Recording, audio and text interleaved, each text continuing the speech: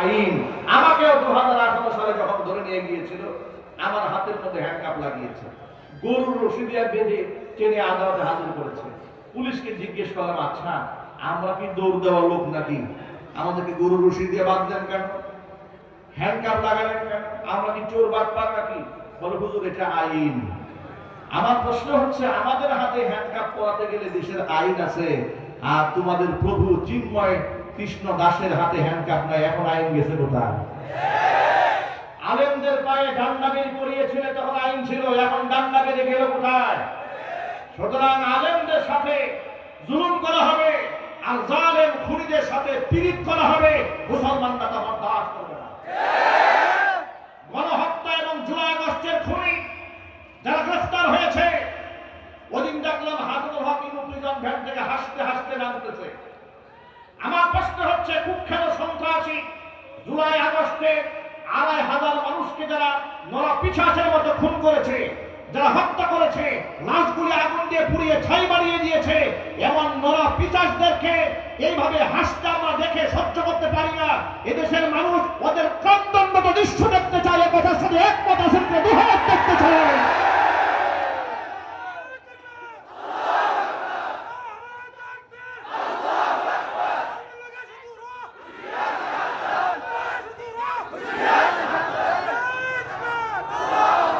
মনে রাখবেন, দেশের দুশ্মন যারা, ইসলামের দুশ্মন যারা, তাদের সাথে কোনো আপোষ চলবে না। ঠিক কিনা বলেন?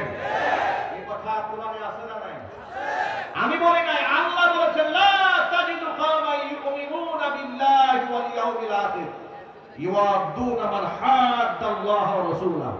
আমি আল্লাহ এবং আমার রাসূলের সাথে যাদের দুশমনী থাকে, তারা কোনোদিন এদের সাথে কোনো সুসম্পর্ক রাখতে পারে না। দৈনিক প্রথম আলো পত্রিকা এবং ডেইলি স্টার, এই সমস্ত পত্রিকাগুলো এই দেশের স্বাধীনতার দুশ্মন। ভারতের ৫ আনা গোলাম কথা বলতে হবে, ঠিক কিনা জোরে বলেন? জনাব মির্জা ফখরুল ইসলাম আলমগীর সাহেব দেখলাম দুঃখ প্রকাশ করে বলেছেন যে সংবাদ প্রকাশের স্বাধীনতার পক্ষে আমরা। প্রথম আলোর উপরে আক্রমণের তীব্র নিন্দা জানাচ্ছি।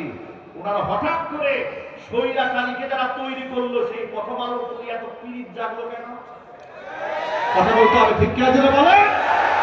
সারা বাংলাদেশে আলেমদেরকে জঙ্গি তকমা দিয়ে যারা মানুষের কাছে প্রচার করেছে, সেই ডেইলি স্টার এবং প্রথম আলো পত্রিকার প্রতি ওনার এত সহানুভূতি কোন জায়গা থেকে আসে? ও ভারতের সহানুভূতি নিয়ে একটু ক্ষমতায় যাওয়ার স্বাদ জেগেছে। এদেশের মানুষ কোন ধান্দাবাজকে আগামীতে সাপোর্ট দেবে না। যদি আগামীতে ক্ষমতায় কাউকে আসতে হয়, কোরআনকে সম্মান করে আসতে হবে। কথা বলো মুসলমান, ঠিক কিনা? আলেমদের সাথে দুশ্মনী করে, ইসলামের চেতনা বিরোধী কোন ব্যক্তিদের সাথে আঘাত করে, এই বাড়িতে আমরা কাউকে ক্ষমতার মসনদে বসতে দেব না। কথা বলতে হবে, ঠিক কিনা জোরে বলে? দৈনিক ডেইলি স্টারের পক্ষে সাফাই গাইলেন, এরপরে আপনি প্রথম আলোর পক্ষে সাফাই গাইলেন, ইস্কনের বিরুদ্ধে আপনি চুপ কেন? কথা বলে না কেন? ইস্কনের যে সাইফুল ইসলামকে জবাই করেছে, আপনি নীরব কেন? দাদা বাবুরা নারাজ হয়ে যাবে, ওই চিন্তায় আপনি নীরবতা পালন করছেন। আপনি যতই নীরব থাকেন, আপনাদের ওই ধরনের রাজনৈতিক ধান্দাবাজি আমরা বুঝে ফেলেছি। আপনাদেরকে স্পষ্ট বার্তা জানিয়ে দেই, এদেশে আওয়ামী জাহিলিয়াতকে এদেশের সাধারণ মুসলমানরা মোকাবেলা করেছে, ছাত্ররা মোকাবেলা করেছে, কারণ তারা ভারতের দাবিদারি করেছে। সামনেও যারা কাফেরদের দাবিদারি করবে, তাদেরকে মুসলমানরা জুতাপিটা করে ছাড়বে। বলতে হবে, মুসলমানরা এক হয়ে যেতে হবে। সামনের বাংলাদেশ হবে কোরআনের বাংলাদেশ। আলেম ওলামারা ইতিমধ্যে এক হয়ে যাচ্ছে। গত কয়েকদিন আগে আপনারা নিশ্চয়ই দেখেছেন, আল্লামা মাহমুদুল হক হাফিজাহুল্লাহ এবং নায়েব আমিরুল মুজাহিদিন সহ চরমনাই পিসা হুজুর ভাই একসাথে বসে পড়েছে। তারা আশার বাণী জাতিকে শুনিয়েছে যে আমরা ইনশাআল্লাহ এক হয়ে যাচ্ছি, আপনারা প্রস্তুত হন। আচ্ছা, আমি আপনাদের জানতে চাচ্ছি, যদি আলেমরা এক হয়ে যায়, আলেমদের সাথে আপনারা থাকতে রাজি আছেন? দুহাত দেখতে চায়।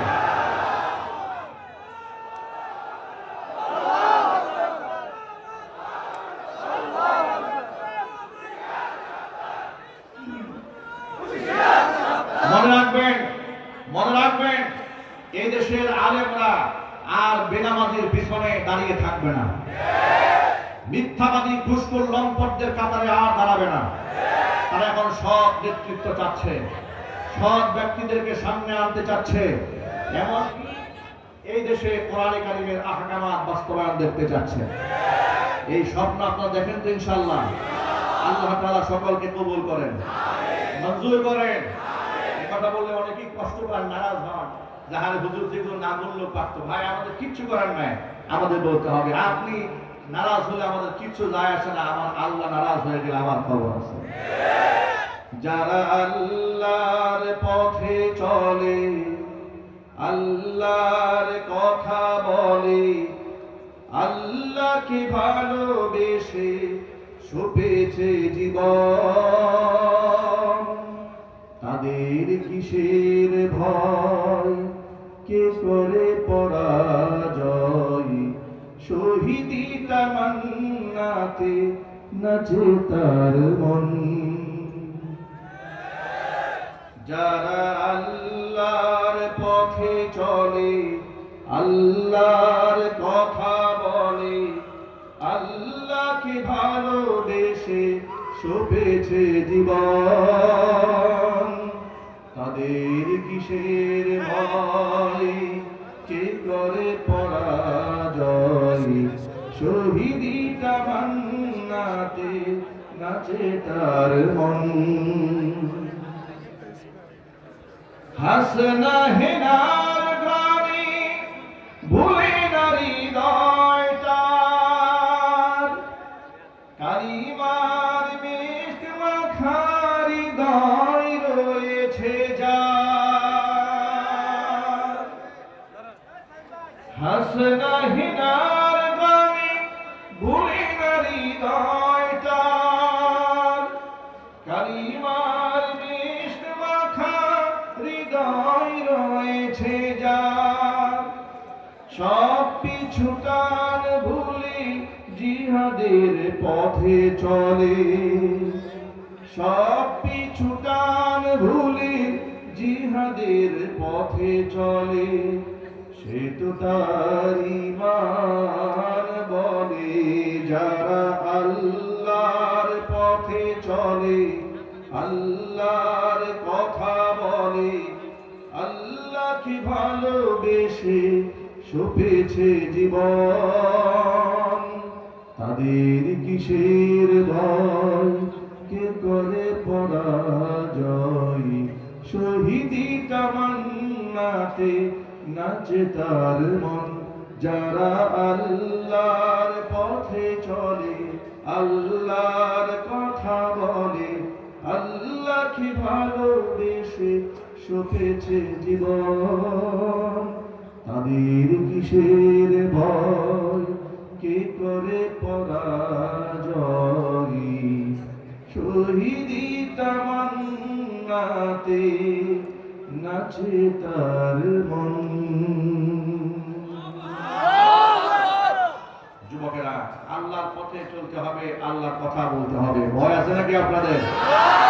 ভয়কে জয় করে ফেলতে হবে ইনশাআল্লাহ। মনে রাখবেন, এই পৃথিবীতে আপনি হয়তো ফুটবল হবেন, না হয় ফুটবল প্লেয়ার হবেন, যে করে একটা হতে হবে। যদি আপনি ভয় পান তাহলে আপনি লাথি খাবেন, যদি আপনি ঘুরে দাঁড়ান তাহলে লাথি আপনি দেবেন। এবার আপনি বলেন, লাথি খাবেন না দেবেন? যদি বলতে হবে ইসলামের দুশমনদেরকে লাথি দিতে চান কারা কারা? হাত দেখতে চান? আল্লাহ তুমি সকলকে ঈমানি শক্তি বৃদ্ধি করে দাও। চিৎকার দিয়ে আল্লাহুম্মা আমিন। আল্লাহ আমাদের ঐক্যের ভিতকে তুমি মজবুত বানায় দাও। আল্লাহ এই সম্মেলনকে কবুল করে নাও। আল্লাহ আমাদের ঈমানি শক্তিকে বৃদ্ধি করে দাও। আল্লাহ তাআলা আপনাদের সামনে এখন পর্যন্ত যে কথাগুলো বলেছি, সবার আগে আমাকে, আমার ভাইদেরকে, মা বোনদেরকে সকলকে আমল করার তৌফিক দান করেন, আমিন। ওয়া আখিরু দাওয়ানা আলহামদুলিল্লাহি রাব্বিল আলামিন। আসসালামু আলাইকুম ওয়া রাহমাতুল্লাহ।